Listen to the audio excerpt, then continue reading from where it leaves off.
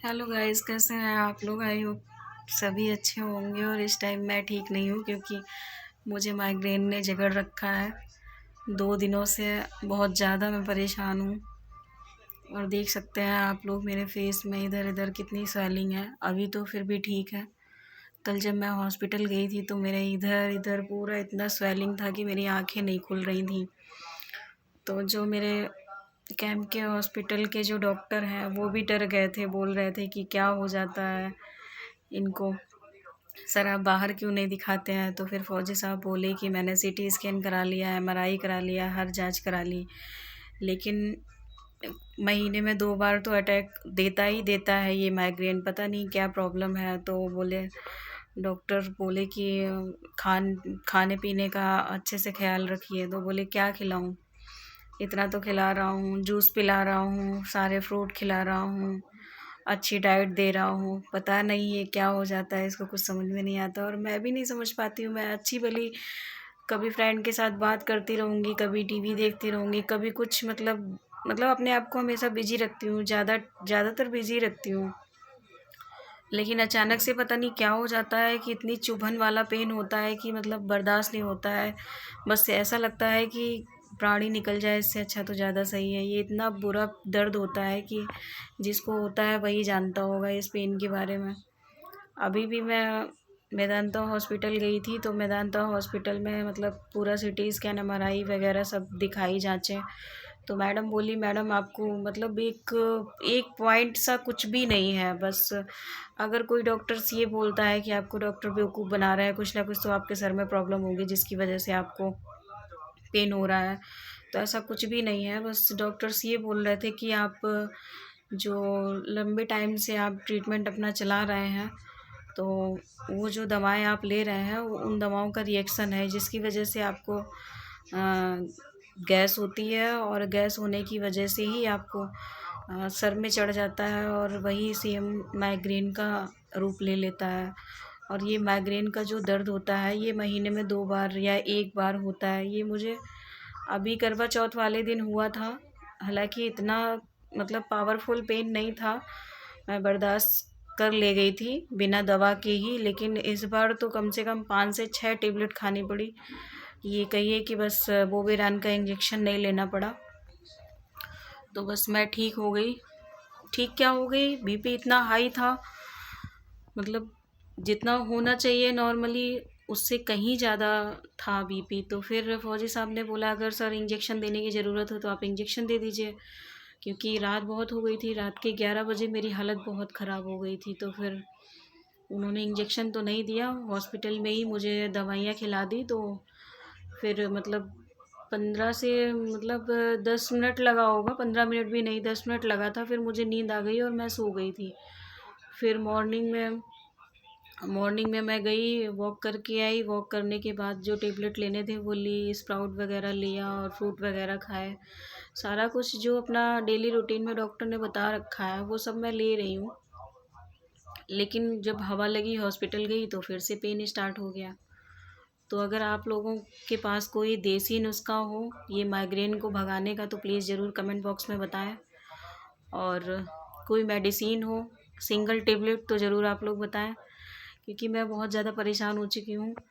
और मैं डॉक्टर के पास गई थी तो डॉक्टर ने जो नॉर्मल मतलब ज़्यादा हाई पावर की टेबलेट नहीं होती है, पैरासीटामॉल पता नहीं कितने एमजी की, मतलब मेरी डॉक्टर बोली कि आपको ज़्यादा हाई हाई पावर की मेडिसिन लेने की ज़रूरत नहीं, आप नॉर्मली टेबलेट लो जिससे कि आप ठीक हो जाओ। और ज़्यादा से ज़्यादा कोशिश करो कि मतलब हल्का खाना खाओ, मतलब ज़्यादा ऑयली खाना नहीं खाओ।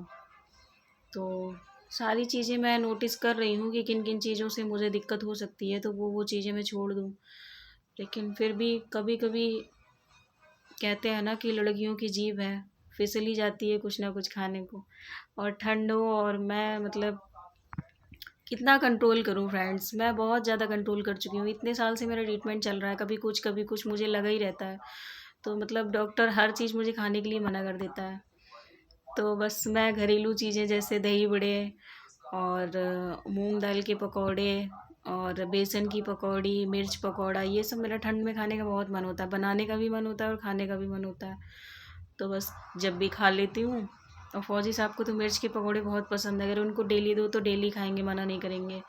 लेकिन मेरी वजह से वो अवॉइड करते हैं, सोचते हैं अगर मैं खाऊंगा तो ये भी खाएगी, ये बनाएगी तो ये ज़रूर खाएगी। तो बस इसलिए मैं अवॉइड करती हूँ कि ताकि ये सारी चीज़ें ना खाऊं तो दिक्कतें ना हों।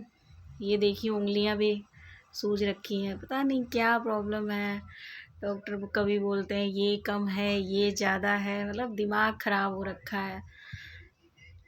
अब क्या ही बताऊँ आप लोगों को, लेकिन फिर भी आप लोग कोशिश करिएगा कि कहीं से किसी को भी इस इलाज के बारे में कुछ निष्कर्ष मिले तो ज़रूर मुझे बताइएगा, तो मैं ट्राई करूँगी। क्योंकि कहते हैं ना कि जब एलोपैथिक काम ना करे तो देसी नुस्खा अपनाना चाहिए। तो मैं इसलिए सबसे देसी चीज़ें पूछती रहती हूँ कि प्लीज़ आप लोग बताओ देसी चीज़ें, तो मैं कुछ देसी उपाय कर लूँ जिससे ये ठीक हो जाए। क्योंकि ये जो पेन होता है ना, ये बहुत ही ज़्यादा मतलब बर्दाश्त ना करने वाला पेन होता है। और मैं क्या आप लोगों से बताऊं कि मैं दर्द से ऐसे तड़प जाती हूँ कि फौजी साहब मुझे देख के पागल हो जाते हैं। कल भी वो देख रहे थे मुझे, वो ये बोल रहे थे कि यार तुम कैसे रह पाओगे अकेले, अगर मैं ट्रांसफ़र चला जाऊँगा तुम्हारा अकेले रहना बहुत ही मुश्किल है। तो मैंने कहा मुश्किल नहीं, नामुमकिन है, क्या करूँ। मेडिसिन असर करते करते समझ लो इसको आधा घंटा हो जाता है। वो तो कल नींद की टेबलेट दे दी थी डॉक्टर ने, तो मैं 10 मिनट के लिए, मतलब 10 ही मिनट लगा होगा मुझे हॉस्पिटल से रूम पहुंचने में, तो मैं तुरंत सो गई थी। नहीं तो ये कोई भी टेबलेट आप खिला लो कम से कम आधा घंटा लगता है असर होने में, इतना इतना पावरफुल ये पेन होता है। तो फ्रेंड्स ये वीडियो मैं आप लोगों को बताने के लिए बनाई हूँ कि ताकि आप लोग मुझे कमेंट में बता सकें देसी नुस्खा। और मैं अपनी डिटेल इसलिए आप लोगों को अपडेट कर रही हूँ कि ताकि आप लोग जान सकें कि अर्चू क्यों शॉर्ट वीडियो नहीं डाल रही है, क्यों व्लॉग नहीं डाल रही है। तो मेरा मेन पर्पज़ यही था। और बाकी ऐसा कोई वो नहीं है कि मैं मतलब आप लोगों को हमेशा ये बोलूँ कि मैं बीमार हूँ।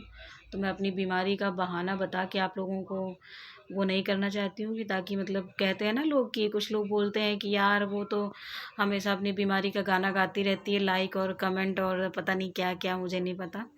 ऐसा कुछ नहीं है। मेरे यूट्यूब पे भी बहुत अच्छे अच्छे फ्रेंड्स हैं जिनको मैं अपनी डिटेल देना चाहती हूँ, वो भी मेरे लिए परेशान रहते हैं। कुछ दीदी और कुछ भाई हैं जो मेरे लिए परेशान रहते हैं। मैं एक दिन अगर वीडियो ना डालूँ तो फिर उन लोगों को लगता है कि अर्चू कुछ ना कुछ प्रॉब्लम में है।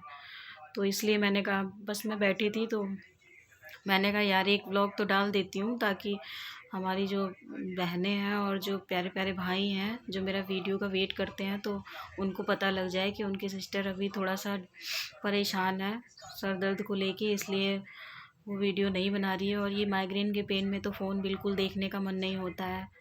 तो बस मैं इस टाइम अपने कान्हा को राधे राधे याद कर रही हूँ। आप सभी को राधे राधे। और सभी लोग अपने अपने घरों में खुश रहें जो जहाँ भी है। मैं तो यही प्रे करूँगी, और प्लीज़ मुझे ब्लेस करते रहें ताकि मैं खुश रह सकूँ। और जिस चीज़ के लिए मैं ट्रीटमेंट चला रही हूँ, आगे मुझे प्रभु की कृपा से, राधे की कृपा से, राधा रानी की कृपा से वो मुझे मिल सके। Thank you so much. और कमेंट में ज़रूर बताएं देसी नुस्खा। Okay, bye bye, Radhe Radhe.